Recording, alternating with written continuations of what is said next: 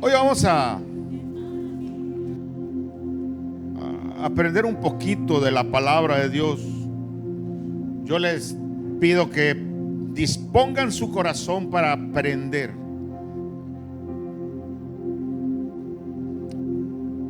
El título quizás les parezca un poco medio raro. Cuando no sabes ni lo que quieres. ¿Alguna vez usted se ha encontrado en una situación así?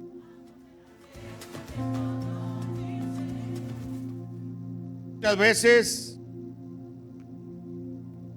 personal que labora, pero la mayoría de las personas que laboran, cuando están un poquito inconformes con alguna situación que está pasando en el área laboral, de repente se juntan dos, tres y empiezan a decir y dicen: no, si viene el jefe yo le voy a decir esto, y hasta lo animan: no, tú sí puedes, tú le haces. Y a la hora cuando de repente llega el jefe y no sabe ni qué decir y empieza a decir cosas que ni siquiera lo que platicó con los amigos y quiere reclamar.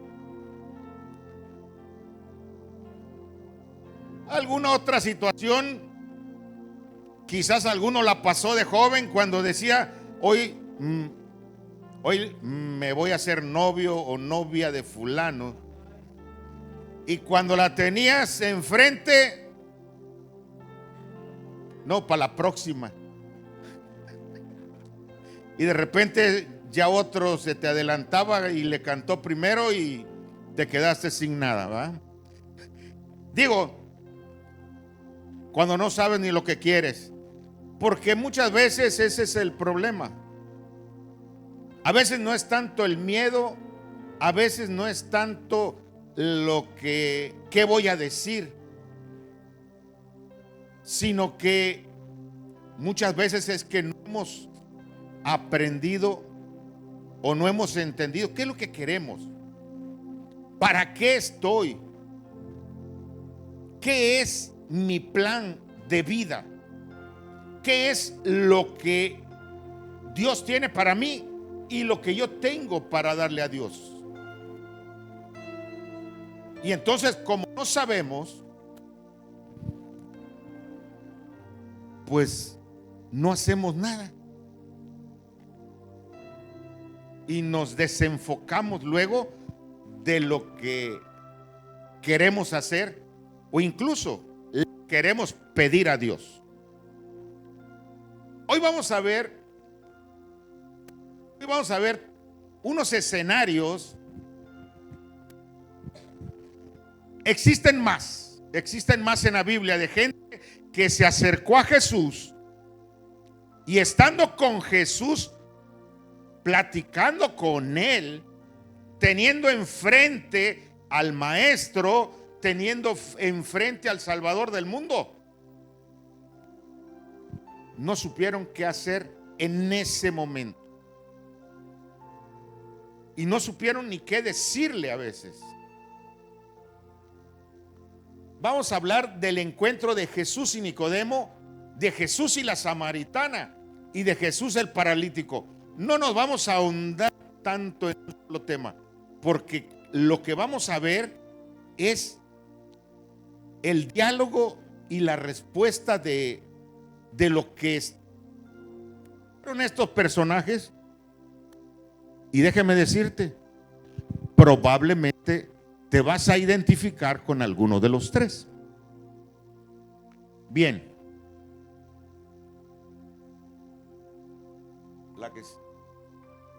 Vamos a hablar de Nicodemo. Si usted quiere aproximadamente entender un poquito a Nicodemo, se lo va a encontrar en Juan capítulo 3. En Juan capítulo 3, que no vamos a estar pasando, pero yo voy a comentar qué pasó con él. Para empezar, ¿quién era Nicodemo? Es un personaje con el que te puedes tú identificar. Nicodemo, desde niño, creció en las sinagogas. hijo de judíos, creyentes en el único Dios verdadero. Desde niño fue enseñado y se aprendió muy bien: y amarás al Señor tu Dios con todo tu corazón, con toda tu mente, con todas tus fuerzas. Se aprendió todo y empezó a escalar. Y empezó primero siendo un rabino. Después de ser un rabino, entró al sacerdocio y era un sacerdote. Y luego dice que no nada más era eso, era uno de los principales, al grado que era miembro de un consejo sacerdotal que se llamaba el Sanedrín. El Sanedrín era la máxima autoridad, y casi pudiéramos decirle, por arriba del Sanedrín solo Dios. Y él era uno de los que participaban y la hacían de juez para las cuestiones religiosas y para las cuestiones públicas dentro del pueblo judío. O sea que Nicodemo no era cualquiera. Pudiéramos decir, Nicodemo estaba más o menos al mismo nivel de alguien que desde niño conoció de las cosas de Dios, creció en una iglesia conociendo de Dios. A él no le van a enseñar la Biblia, él sabe Biblia y se la aprendió.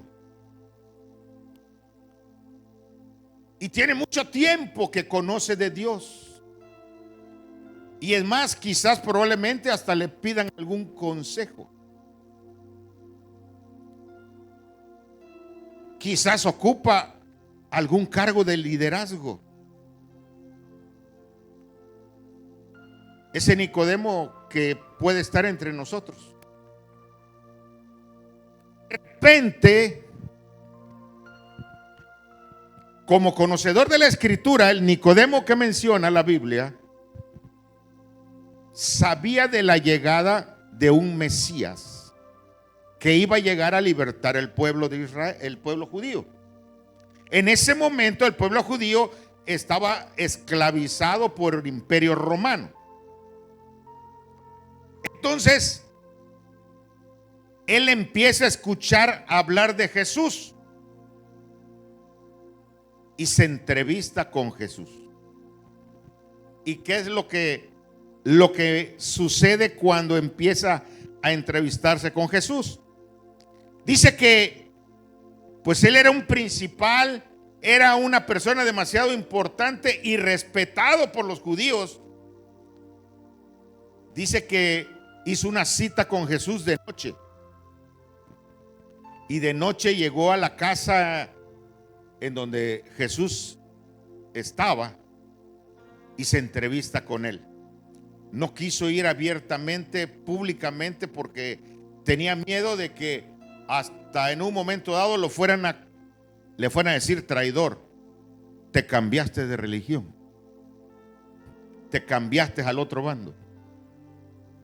Y dice que llega y lo primero que le dice, Juan capítulo 3 versículo 2, dice: Rabí, sabemos que has venido de Dios como maestro, porque nadie puede hacer las señales que tú haces si no es Dios con él. Ojo, Nicodemo le dice: veniste como maestro y sin embargo vienes haciendo señales, y sabemos que Dios está contigo.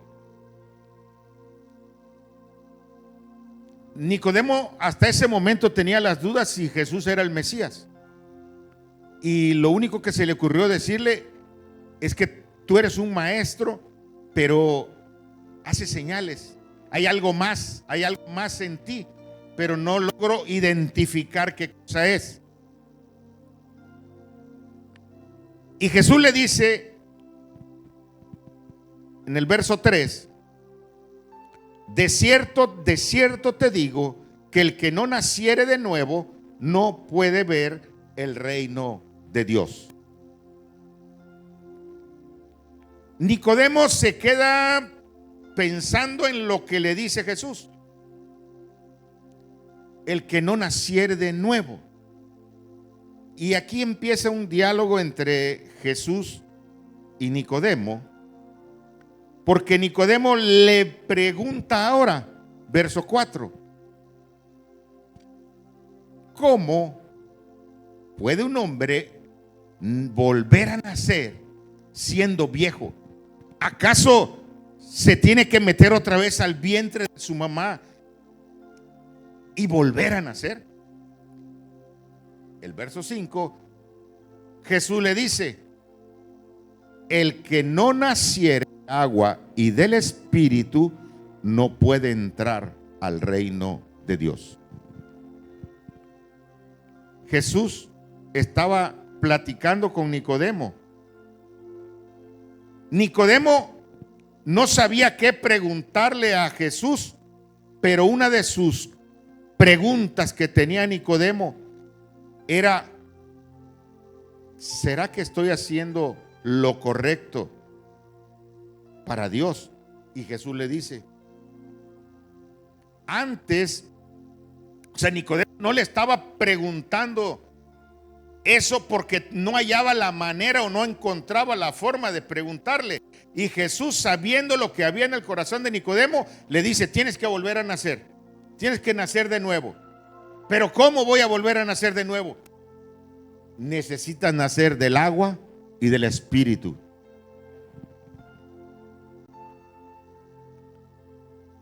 Jesús todavía le dice: lo que es nacido de la carne, carne es, en el verso que sigue, y lo que es nacido del Espíritu, Espíritu es. No te maravilles con lo que te digo, es necesario que nazcas de nuevo. El viento sopla donde quiere y oye su sonido, mas no sabes de dónde viene ni a dónde va. Así es todo aquel nacido del Espíritu. Verso 9. Y respondió Nicodemo y le dijo: ¿cómo puede hacerse esto? Y ojo, aquí está algo que el Señor nos dice el día de hoy. Jesús le dice: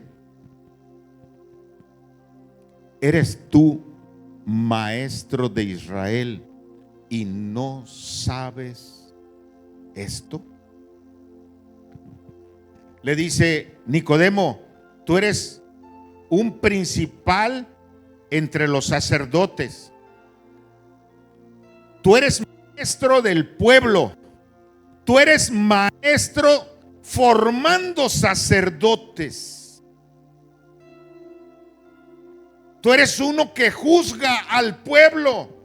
Tú eres uno que juzga lo religioso del pueblo. ¿Y no sabes? Entonces, ¿qué estás enseñando? Entonces, ¿qué estás haciendo? Y esta misma pregunta, ¿eres tú un principal en casa del rey? ¿Eres tú un principal al cual se acercan y lo consultan y todavía no sabes algunas cosas? ¿Eres un líder de grupo de amistad y todavía no conoces cosas? ¿Todavía no me has conocido?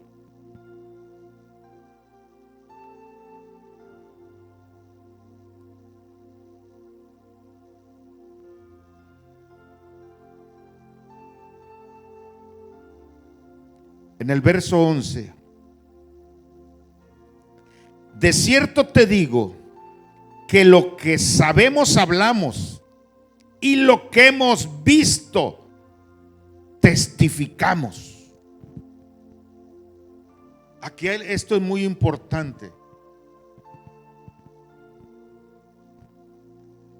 ¿Qué has visto?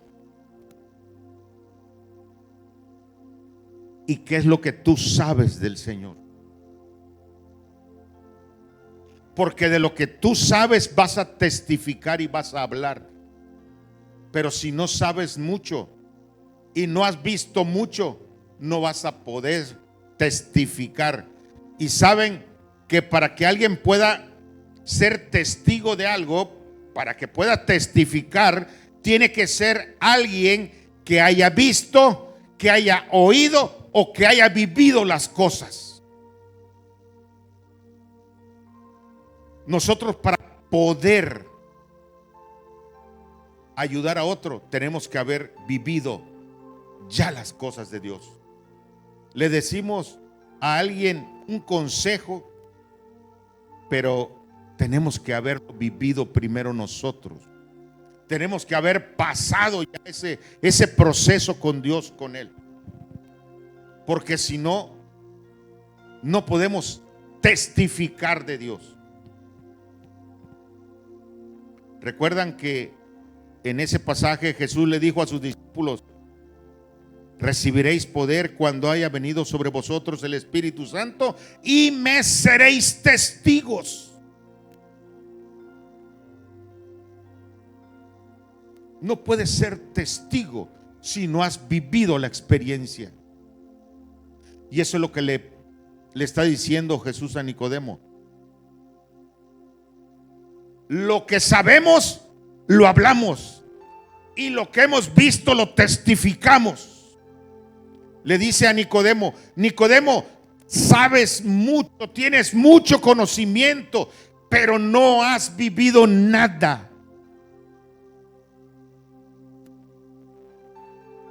No ha pasado nada contigo, porque tú no puedes hablar de lo que no has visto, no puedes hablar de lo que no has vivido.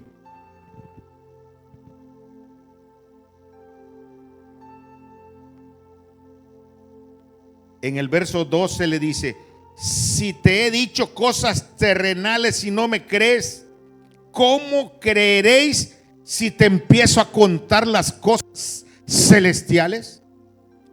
Si algo material no lo podemos a veces creer, las cosas espirituales no las vamos a poder ni siquiera digerir.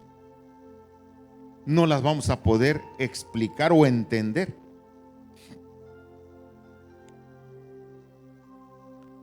Más adelante, en el verso 16, Jesús le dice: porque de tal manera, se lo está diciendo a Nicodemo. Recuerden que está hablando con Nicodemo, no se lo está diciendo a alguien que no conoce de Dios. Se lo está diciendo a Nicodemo, maestro, erudito de la ley, que tenía mucho conocimiento, que formaba líderes y formaba sacerdotes y que juzgaba al pueblo. Y le dice: porque de tal manera amó Dios, que dio a su Hijo, para que todo aquel que en Él cree no se pierda, sino que tenga vida eterna. Le está diciendo Nicodemo: tú venías preguntando si quién era el Mesías, si quién era el enviado de Dios. Porque tú leíste que había una promesa donde llegara un Mesías, un Salvador, que iba a liberar el pueblo de la opresión y que iba a establecer un vínculo directo con Dios. Aquí está tu respuesta.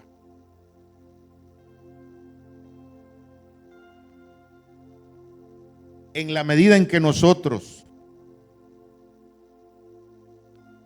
entendemos esto, vamos a poder entender al Nicodemo. ¿Y sabe qué? Vas a poder entenderte tú mismo.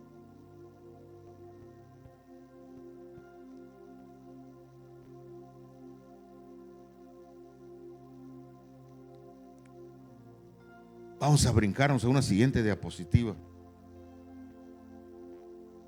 El encuentro de Jesús y la mujer samaritana.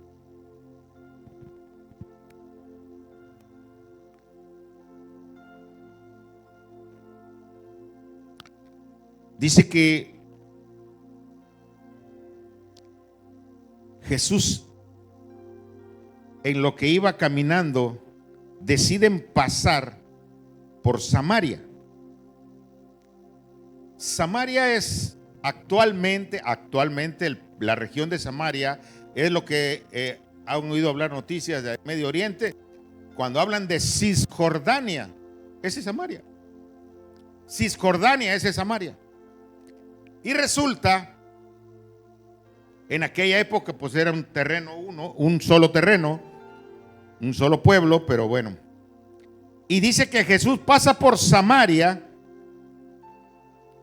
y se encuentra, dice, por una ciudad llamada Sicar, verso 5 del capítulo 4. Juan 4:5. Vino a una ciudad de Samaria llamada Sicar, junto a la heredad que Jacob dio a su hijo José. Pasó por esa ciudad y déjeme decirles, Sicar es la misma Siquem, que posteriormente se llama Siquén. Sicar en hebreo significa obstruido, algo que se tapó. Y precisamente le llamaron así porque dice la heredad de Jacob que dio a su hijo José, fue porque Jacob había perforado unos pozos, pero durante una de las guerras que hubo de problemas entre los hebreos, los israelitas y otros pueblos, llegaron y taparon los pozos que había perforado Jacob. Y entonces, cuando fundaron una ciudad ahí, le llamaron Sicar, porque habían pozos tapados. Sin embargo, tiempo después volvieron a destapar unos pozos y gente de toda la región llegaba a sacar agua del pozo.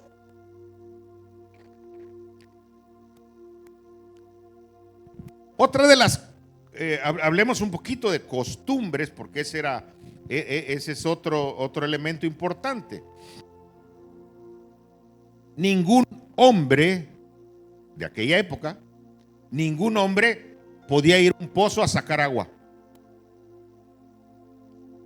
Esa era una labor de mujeres.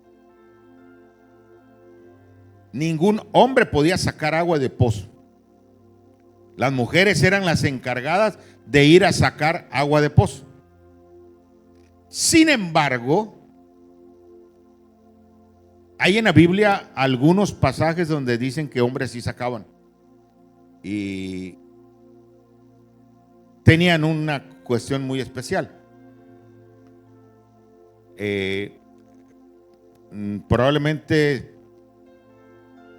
si recuerdan el pasaje cuando Jesús le dice, comisiona a dos apóstoles, a dos de sus discípulos, y les dice, porque le preguntaron, Señor, va a ser la Pascua, ¿dónde vamos a preparar la cena? La famosa Santa Cena.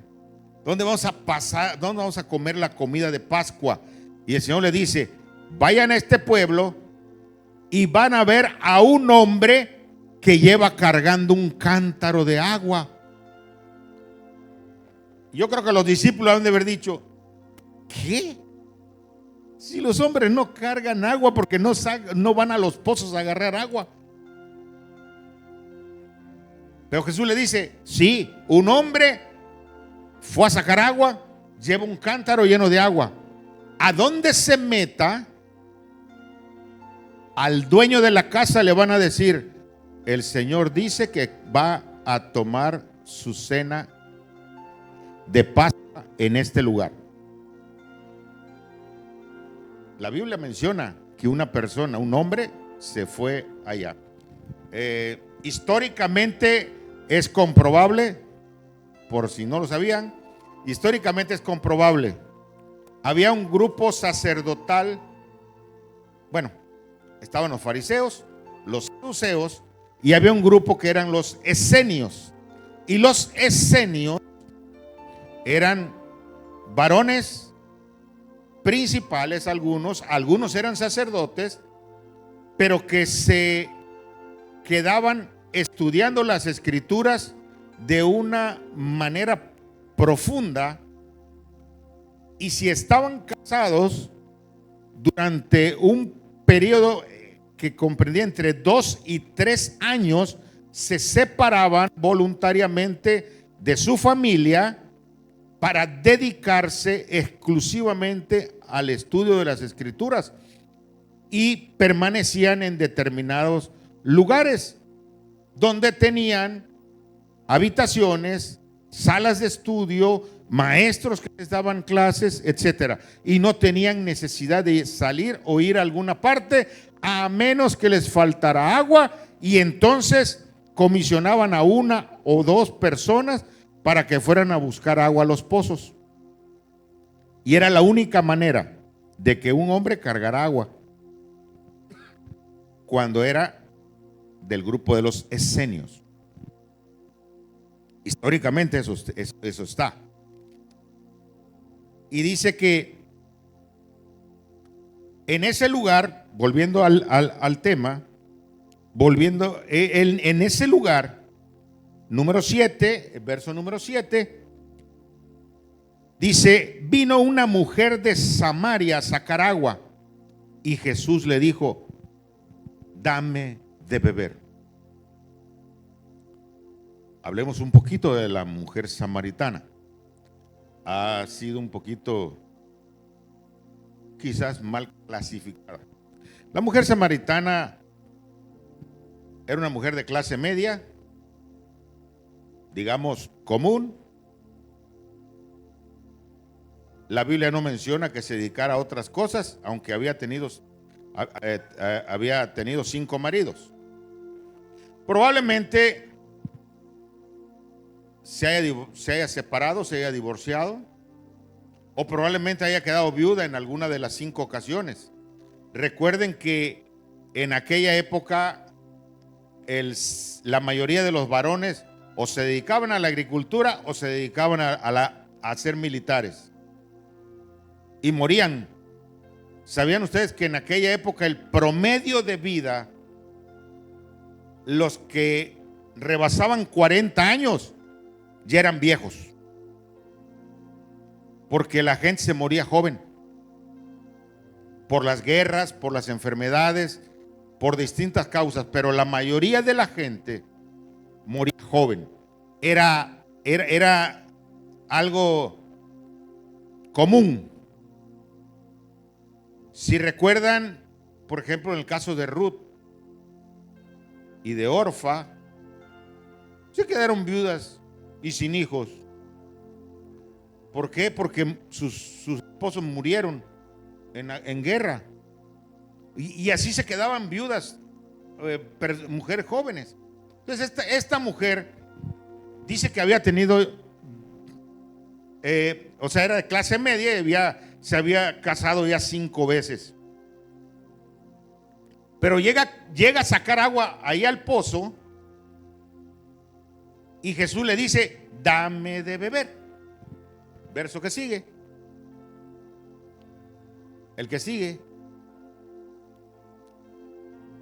Y fíjense el diálogo que tiene la mujer con Jesús. ¿Cómo tú, siendo judío, me pides a mí de beber, que soy mujer samaritana? Porque judíos y samaritanos no se tratan entre sí. Déjame decirle que el pleito entre Israel y Cisjordania no es de ahorita, es un pleito de mucho tiempo.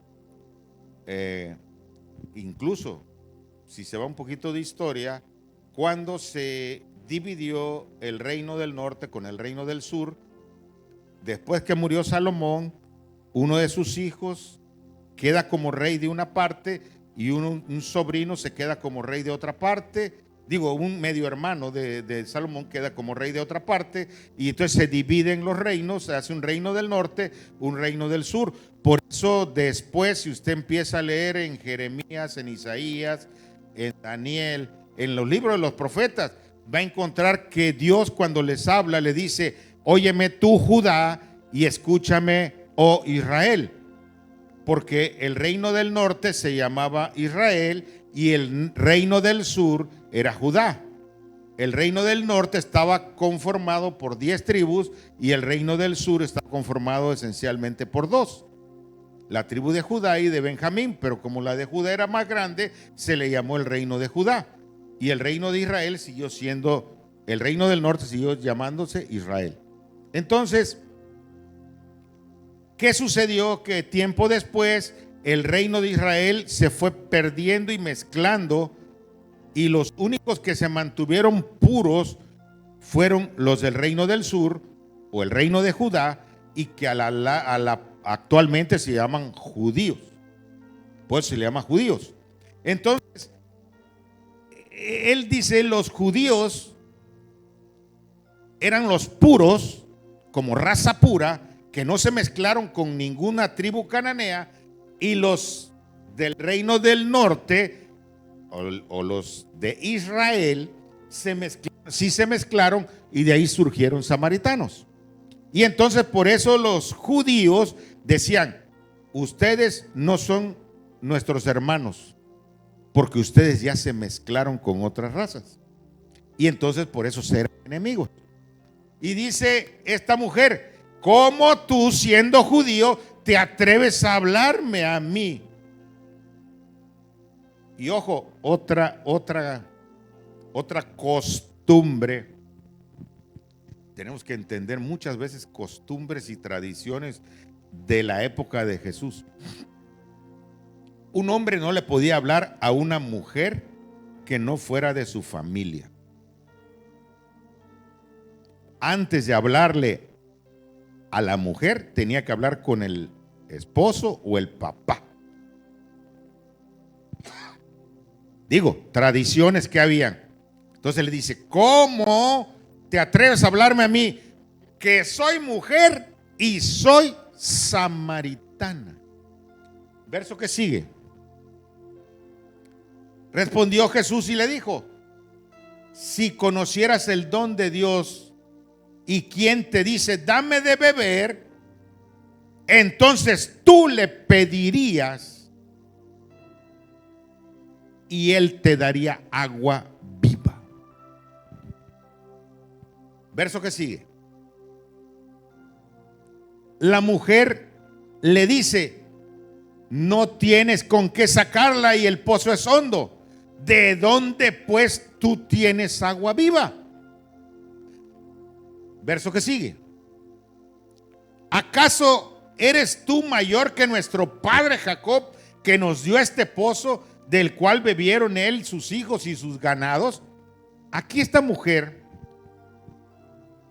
sabía, si ustedes analizan esto, esta mujer ya conocía que existía Dios, que habían promesas, conocía que ya habían, era una mujer de clase media que conocía de Dios. Verso que sigue. Respondió Jesús y le dijo: cualquiera que bebiere de esta agua volverá a tener sed, mas el que bebiere del agua que yo le daré no tendrá sed jamás, sino que el agua que le daré será en él una fuente que salte para vida eterna. Verso que sigue. La mujer le dijo: Señor, dame de esa agua para que yo no tenga sed ni venga aquí a sacarla. Aquí voy a esto. Esta mujer, cuando se interesó en el agua viva de Jesús, no fue porque quisiera tener en su interior agua viva. No. Dice: dame de esa agua para que yo ya no tenga sed ni venga aquí a sacarla. Saben que esta parte, algunos se va a identificar con esto, porque esta mujer le interesó que Jesús le diera del agua viva, pero para obtener un beneficio personal, un beneficio propio, para que ya no me dé sed y para que no tenga que estar todos los días haciendo lo que me corresponde hacer, venir a buscar el agua. Ojo, mucha gente, o probablemente tú en alguna ocasión dijiste: me hablaron de Dios, ya tiene rato que estoy aquí, pero yo vine porque pues aquí le pido un favor a Dios que me ayude. Me ayuda.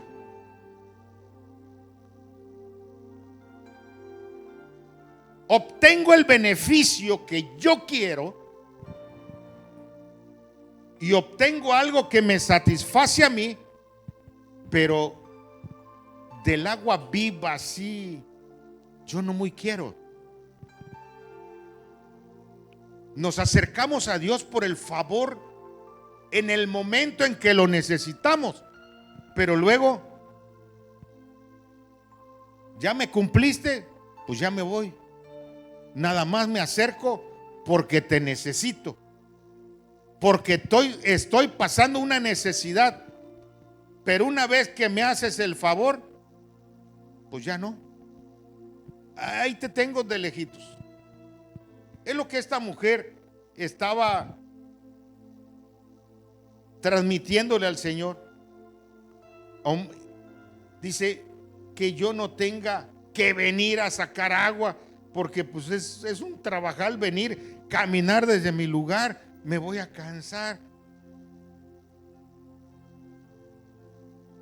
Necesito de esa agua para que yo ya no tenga que hacer trabajo. Necesito que me sanes porque me quiero ir a divertir a otra parte, pero yo necesito que tú me sanes. Necesito que tú me hagas este favor para que yo salga del problema, pero una vez que salga del problema, pues yo voy a hacer mi vida. ¿Me está entendiendo?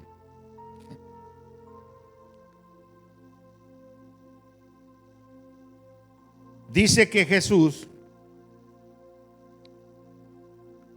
le dice, ok, verso 16.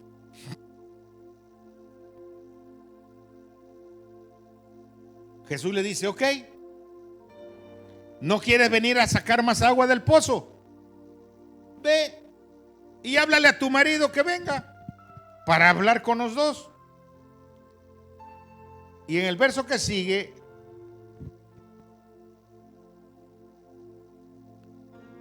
la mujer le dice, no tengo marido. Jesús le dice, bien dijiste, no tengo marido.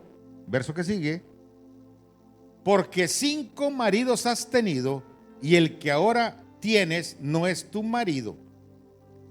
Eso has dicho con verdad. Verso que sigue. La mujer le dice, oiga, como que usted es profeta. Ahí empieza otra vez el verso que sigue. ¿Y sabe qué hace? Le cambia la conversación.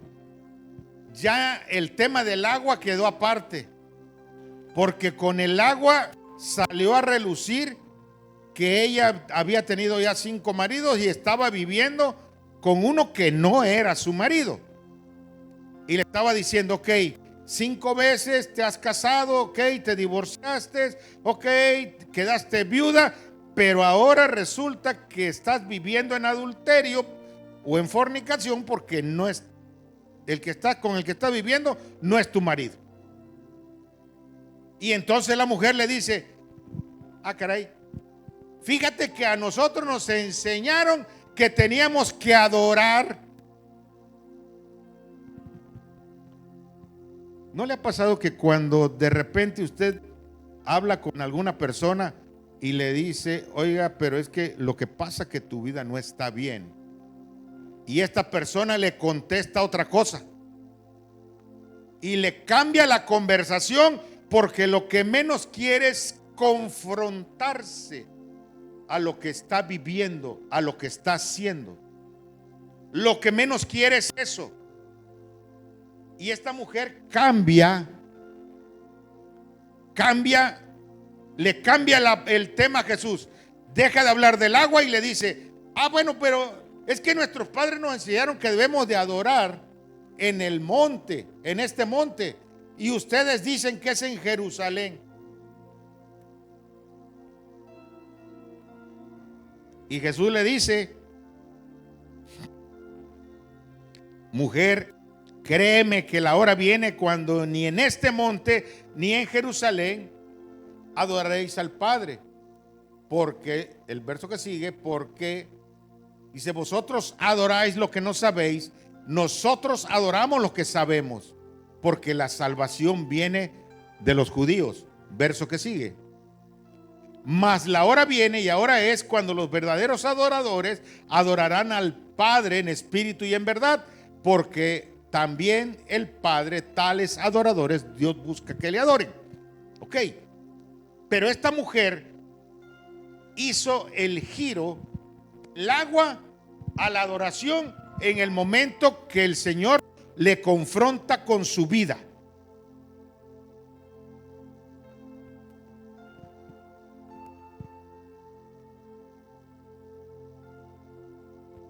Siguiente escenario, la diapositiva que sigue. El paralítico de Betesda.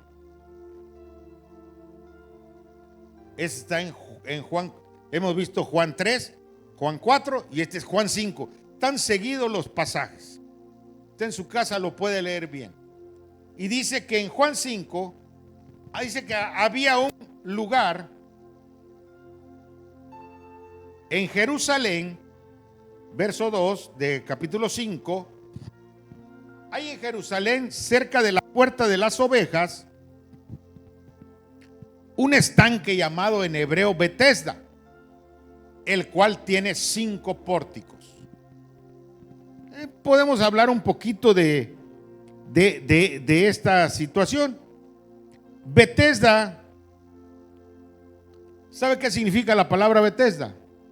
Significa casa de misericordia, casa de gracia. Es lo que significa Betesda. Y dice que tenía 5 portales, 5 entradas para llegar ahí a esa casa de misericordia.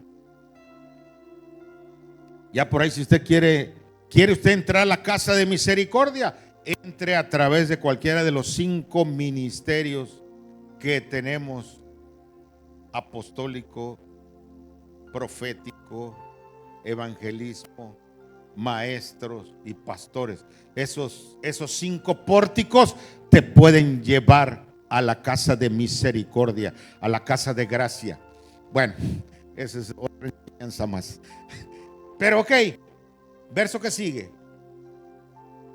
Dice, en estos yacía una multitud de enfermos, ciegos, cojos y paralíticos que esperaban movimiento del agua. Verso que sigue.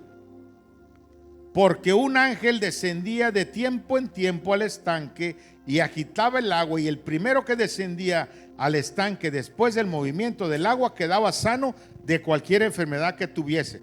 Ok, a ver, vamos a analizar un poquito. Tenemos un ratito. En Betesda dice que estaba por la puerta de las ovejas. Entendamos un poquito con algo de historia.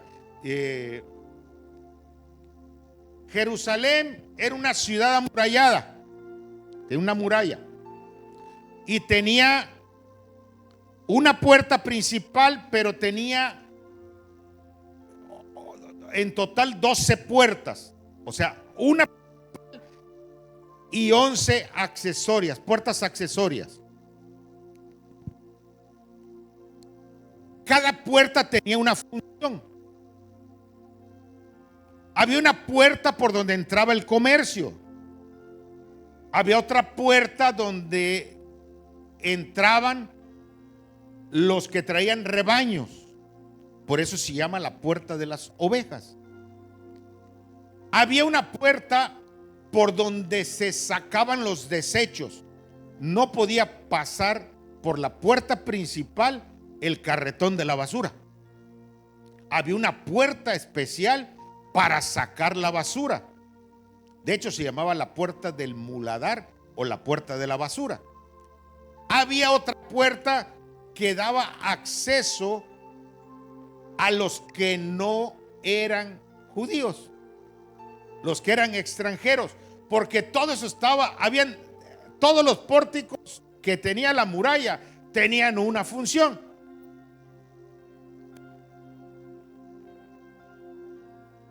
La puerta dorada era por donde entraban las celebridades, los reyes.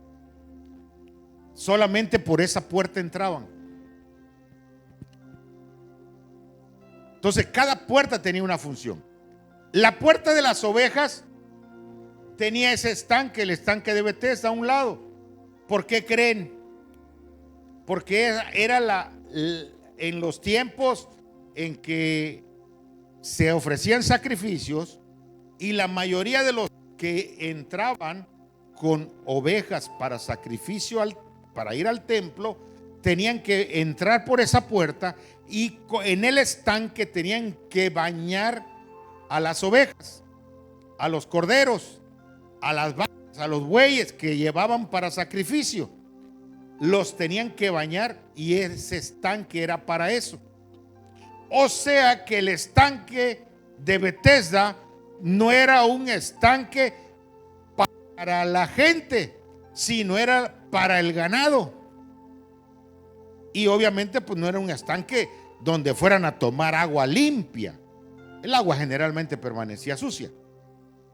Sin embargo, dice que a ese lugar, ¿quiénes llegaban? Aparte de los que traían ganado. Dice que ahí en ese lugar, en el verso anterior, dice, permanecían ciegos, cojos, paralíticos, enfermos, todo.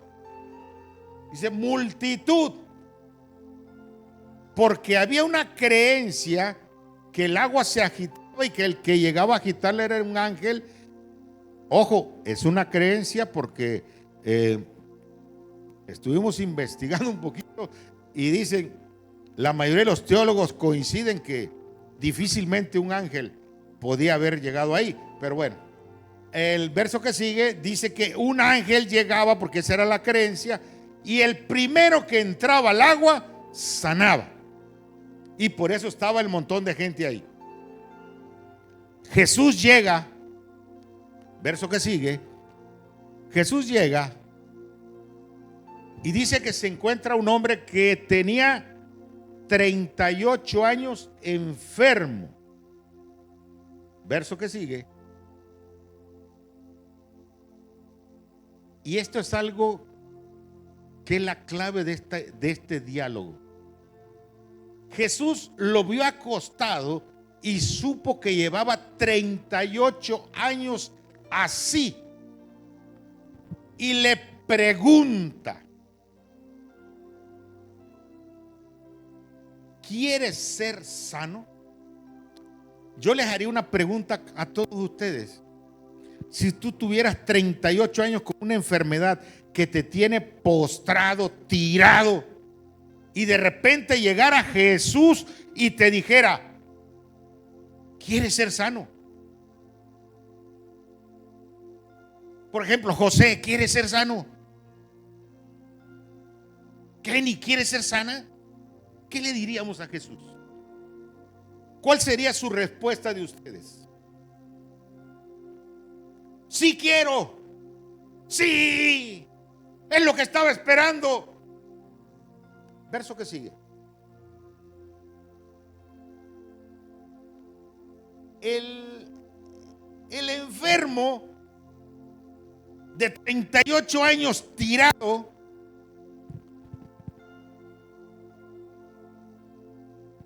Señor, es que no tengo quien me meta al agua. Jesús le dice, ¿quieres ser sano? Es que cuando se mueve el agua y llega el ángel, pues otros me ganan. ¿Quieres ser sano? Es que no tengo nadie en quien me ayude. Ya ningún familiar lo tengo aquí cerca. ¿Quieres ser sano? ¿Saben qué pasa? Esta persona, y probablemente se puede uno identificar con ellos. Esta es una persona común que también conocía de Dios, pero ¿saben qué? A él no le interesaba ni que llegó Jesús, porque créanme que la mayoría de los que conocían a Jesús, desde que sabían que Jesús iba a llegar, empezaban a decirle: Jesús, hijo de David, ten misericordia de mí. Jesús, ayúdame. Él no. Él estaba contento. Él ya se había acostumbrado. 38 años padeciendo lo mismo. Ya se había acostumbrado. Y sabía que estando ahí, alguien se iba a compadecer de él, le iba a dar algo de comer, iba a sacarle quizás alguna plática y él iba a seguir dando lástima.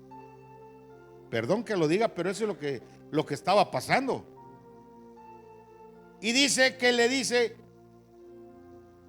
no tengo quien me meta al agua. El Señor le estaba preguntando: ¿quieres ser sano? Es que no tengo quien me meta al agua. Ya ningún familiar, ningún amigo llega y me da un empujoncito y aquí estoy, pobrecito de mí. ¿Quieres ser sano? Es que cuando llega el ángel y estoy esperando que llegue el ángel, estás esperando que descienda Dios mismo y ni siquiera le vas a hacer caso porque tú quieres un ángel, porque ya te hiciste esa figura.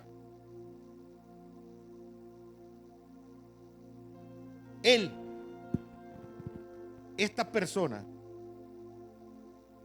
dice: es que todos me ganan porque mi condición es. ¿Se ha encontrado con alguien así? Escuche. Es que yo no sé porque a mí todo me va mal. Oiga, pero es que usted tiene delante a Dios y Dios es su fuerza. Sí, pero es que usted no sabe todo lo que he pasado. Y ahorita ya ni mi familia me quiere, ni me voltean a ver. Y acá estoy solito. Y es que a mí hace 20 años me pasó esto. Y hace 40 años me pasó el otro. Y ya tengo 38 años con mi enfermedad. ¿Cómo voy a soltarla si tiene 38 años conmigo? Y gente que no quiere soltar lo que tiene. Gente que no quiere salir de la condición en que está porque viven así. Habiendo tantas promesas en Dios, habiendo tantas promesas en la Biblia, habiendo tantas promesas, y que nosotros, esas promesas son para nosotros, esas promesas son para cada uno. Pero estaba tan acostumbrado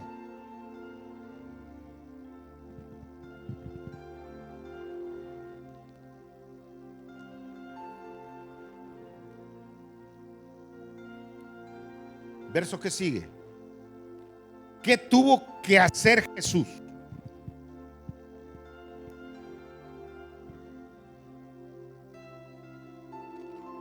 En este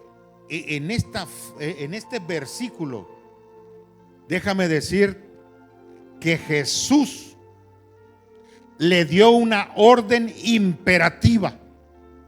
Jesús no se puso a decirle: sí, pobrecito, mira cómo te han lastimado, mira cómo estás, ya son 38 años que estás así. No, pues sí, me compadezco de ti. Ay, Jesús le dio una orden.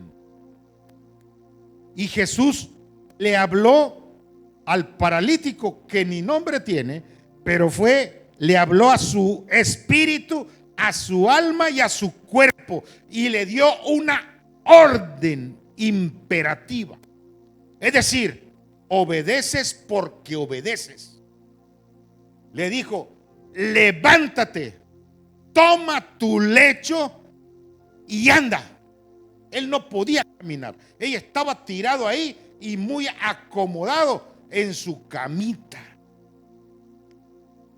Ya había hecho un buen nido, pues para que, pues si voy a estar 38 años aquí, que al menos esté cómodo, ¿verdad?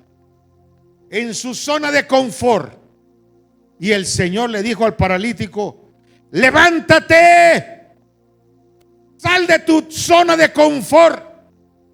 Es más, llévatela si quieres, pero empieza a caminar, empieza a andar. 3 personajes tuvieron delante de Jesús y que no sabían ni lo que querían, pero el Señor sí sabía lo que quería cada uno. Contestaron con evasivas, contestaron cambiando el tema, pero el tema lo cambiaban en el momento en que eran confrontados con lo que estaban haciendo en ese momento.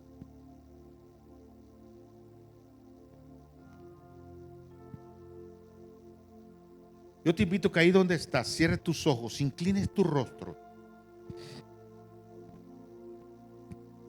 No sé con cuál de los 3 personajes, no sé con cuál de esos 3 personajes tú te estés identificando en este momento. No sé si tú seas aquel que ya lleva tiempo aquí en la iglesia. No sé si seas tú ese que ya incluso estás ocupando un lugar como líder, como servidor, como maestro. No sé, estás ya en un lugar en donde Dios te ha ido poniendo para que le sirvas, pero que aún como a Nicodemo le falta entender lo espiritual. Se ha quedado nada más en las cosas terrenales. Mira, así con tus ojos cerrados, escucha esta palabra.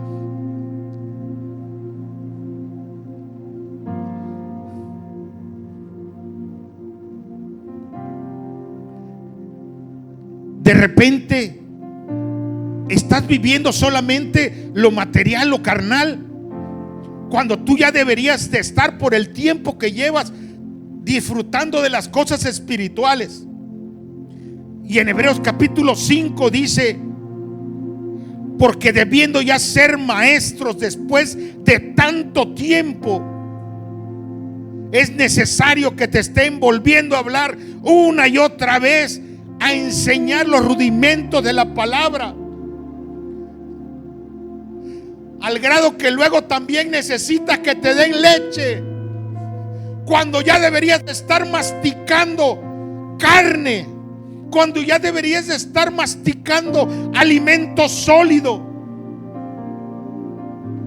Y si todavía vuelves a necesitar tener necesidad de leche, es porque no has tenido experiencia.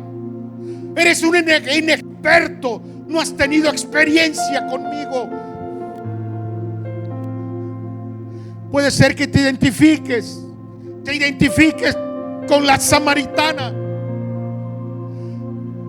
que quería nada más sacar provecho, beneficio propio de su encuentro con Jesús. Sí, dame de esa agua para que yo no tenga que venir a hacer a estar sacando agua todos los días. Señor, hazme el milagro para que ella no tenga que estar sufriendo. Señor, hazme el milagro, hazme la chamba. Total, tú eres un Dios de milagros. Total, tú eres un Dios que tú estás para complacernos. Y cuando te confronta y te dice: 5 maridos has tenido y estás viviendo en pecado, porque con el que estás viviendo no es tu marido.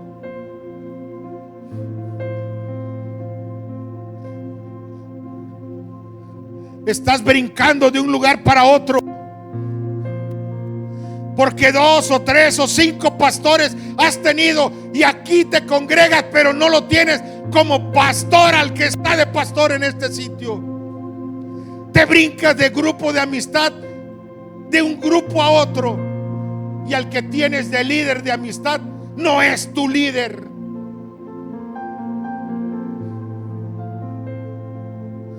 O te identificas paralítico, que está ahí esperando compasión, porque me conviene que esté yo compasivo. Aquí me conviene estar dando lástima. Me conviene que se compadezcan de mí, porque así me dan y yo no doy nada.